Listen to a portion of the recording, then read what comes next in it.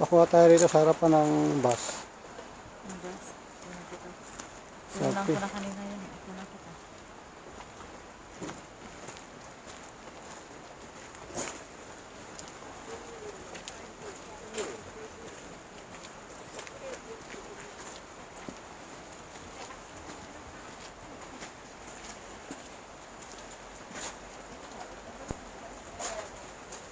Welcome everybody. Welcome to the Klondike Gold Rush Cemetery. It looks kind of hokey up here, doesn't it? It's cold up here. This looks like a fictitious scene. But has anybody been to a gold rush cemetery before? If so, maybe you're recognizing, yeah, a lot of wood boards instead of headstones. But that's a common thing for a gold rush cemetery, especially, I mean, people were traveling with strangers. They were leaving at young ages in their 30s and 40s, and then sadly dying from diseases. Not all these deaths were due to dramatic gunfights and shootouts, but the number one cause was an outbreak of spinal meningitis that ravaged the tent city. Number two was pneumonia, and third, cholera. And we backed up on the original part of the White Pass Trail. A guy named George Brackett built a 12-mile wagon road and tried to charge people to take the trail. Didn't work out. He sold it to White Pass, made some money. But this was the beginning of the trail, and people were traveling with strangers. So if someone passed away, then that person taking care of them rifled through that person's belongings to find any kind of information. So a cheap piece of wood slapped up, and then any information they knew onto that wood board. And with these weather conditions, of course, the wood doesn't last long, and they weather away. The city maintains a cemetery and slaps up another piece of wood and transfers information. But Clara here, she had family and friends. So you can look around and you can see, oh, okay, those people had family, right? So surrounds were built for loved ones. It's a tradition, Victorian tradition, built like a bed for the loved one to forever rest in peace and comfort. Kind of sweet. But Clara, sadly, I think she's still standing on her feet. How do you bury somebody in a solid granite mountain? Dynamite. Blasting powder. So they blasted some of the graves right through the granite mountain and buried them vertically. Yeah, nice ones placed on their feet. The bad ones perhaps toppled in on their heads. But I can see it in your faces. You're like, Valerie, can you just get on with it? Right, you're glazing over. Is this the moment most of you have been waiting for? Some of you all your lives? Where is he? Where's that no good, dirty dog? Scoundrel, right? Where's old Sophie? There he is. At the top of the steps. Jefferson Randolph Smith Sophie died July 8, 1898. You can come up and see him if you'd like. Died at the tender age of 38. That is way too young to die. But I'm glad none of you look like you're going to tear up, because we don't want to cry for this guy. You've been listening. He shouldn't have been Grand Marshal of the 4th of July parade. They quickly found that. What's that? Yes. Well, I have to come clean about something. Don't get mad. But I told you Sophie's buried in the cemetery. He's not buried in the cemetery at all. He's over there. Don't be mad. You're not wasting your digital space. Now this, my friends, consecrated ground set aside for the good citizens. So you know what they did? They actually moved the boundary. They did what? They moved the boundary. In fact, you're straddling the line of good and evil. Right there. Whoop. Choose wisely. Booted him 3 feet outside the cemetery boundaries. Oh, cast him adrift, right? And placed him behind bars where he belongs. At least they did that. But that's not the rest of the story. So, how did he get there? The dramatic gunfight. I'll tell you, over at the tallest monument, over there, that belongs to our hero, Frank Reed. So please watch your steps, everybody. There's a lot of rocks and roots to be careful as we're walking about.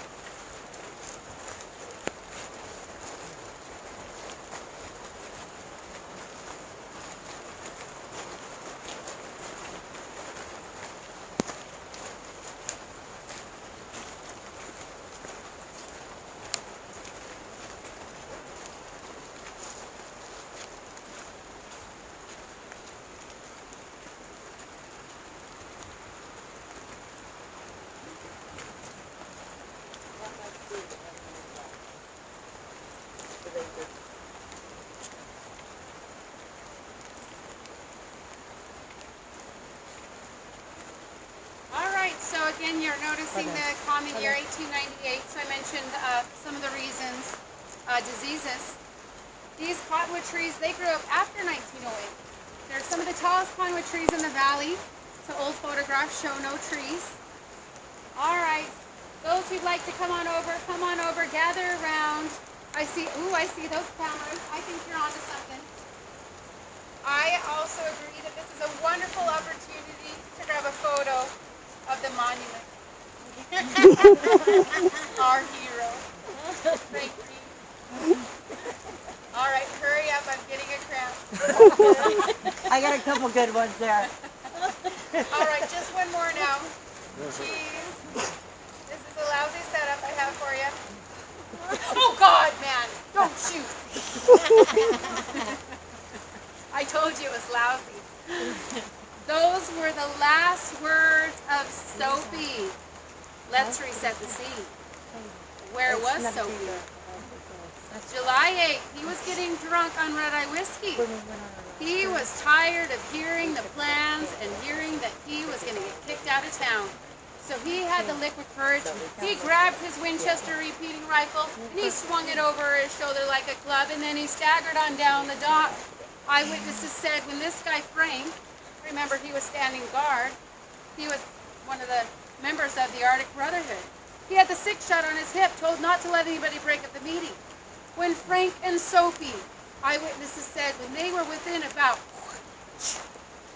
sorry sir, spitting distance, Frank recognized Soapy ambling down the boardwalk and issued him a challenge. Smith, you can't come down here. This is a private meeting. Turn around and get out of here. Smith didn't listen, right?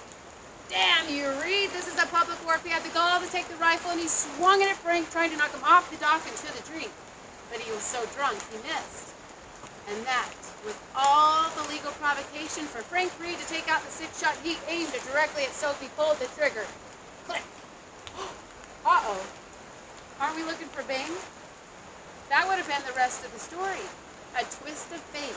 The hammer fell on a faulty cartridge.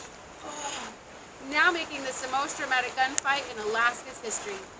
In the time it took for him to pull back on the hammer, put another round in the chamber, it was too late.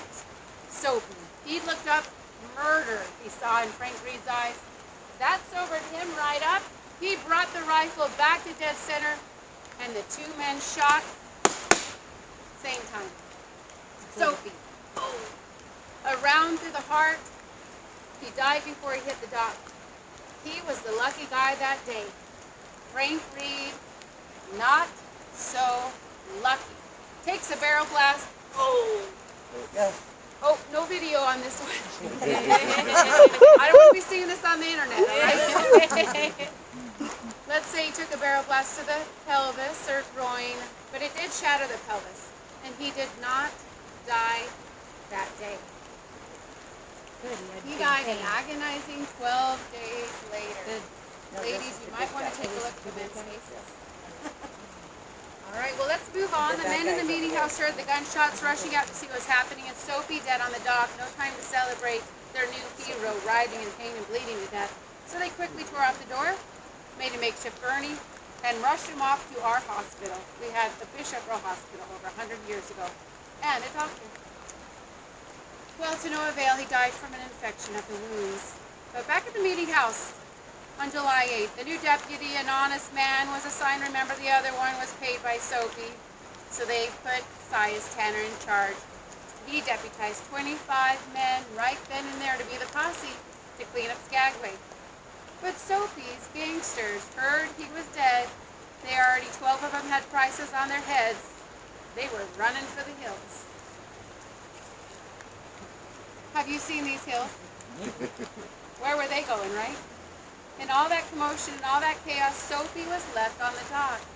The guy who was the Grand Marshal 4 days earlier left in a pool of his own blood for over 24 hours. Poor Soapy, huh? It was the Reverend of the Union Bay Church who hired a teamster with church funds, picked up Soapy's body in a wagon. They took him out and officially held Skagway's shortest and least attended funeral 3 feet outside of the cemetery boundaries. There were 3 that attended. The Reverend and the teamster were 2 of them. A third a mysterious woman, veiled and all in black. It was written in the Reverend's journal. Would you like to know who she was? His wife. I would like to know who The she mistress. was. Well, we don't know. We only know who she was not. She wasn't Mrs. Sophie Smith because she was in St. Louis, Missouri, raising about 3 children. So some assume it was his mother-in-law. Mistress? No, we don't know. But the Reverend opened up the good book and faced the mourners and read, "The way of the transgressor is hard." Amen. That's it. Lunch. Frank Reed, our hero. He had 2,000 people attend the funeral that day. In fact, they passed around hats and they filled with money. They erected this monument the next spring. It reads, Frank H. Reed died July 20th, 1898, age 54. Kind of looking like a riper age back then. And a sad inscription. It just gets me every time. It reads that he gave his life for the honor of Skagway. Are you seriously laughing down there? Heartless bunch. Did you already know that Frank Reed was no better than our villain Sophie Smith? Yes. Is that what's going on here? Turns out Frank Reed was up here escaping murder charges. So yeah, don't shed a tear for this guy either. Well, Frank Reed had pled self-defense, Your Honor, for shooting and killing an unarmed man in the back in Sweet Home, Oregon. But he was acquitted. Yeah, money exchanged hands, we believe. He hightailed himself up here to Skagway anyways, escaping his past, and then up here he turned over a new leaf. He became our esteemed surveyor, respected engineer and surveyor. That's a pretty nice position, right? And he laid the streets down of Skagway straight and true, just as they are today. But do you want to know how he did that? He stole the equipment from the real surveyor. The surveyor was leaving for the Gold Rush Trail and asked the bartender down in the saloon, one of them, to watch over the equipment. Well, Frank Reed got in there and he stole the transit, and then he laid the streets down straight and true right on top of Captain Moore's legitimate homestead claim made 10 years earlier. Frank Reed also sold the lots off. Captain Moore was out of town, so he sold the lots off like they were his own, pocketing the money for himself. And his men took Captain Moore's cabin, rolled it down, and dumped it onto the tide flats. Let's review. In summation, our hero was a murderer, a liar, a thief, an imposter. Worst of all in these parts, this guy, he was a claims jumper. But we choose to forget all that because we want to always remember him on granite as our hero. That's embarrassing. There's a moral to the story. Die on a good day because clearly timing is everything. And now you know the rest of the story. I'll go on. Actually, go on.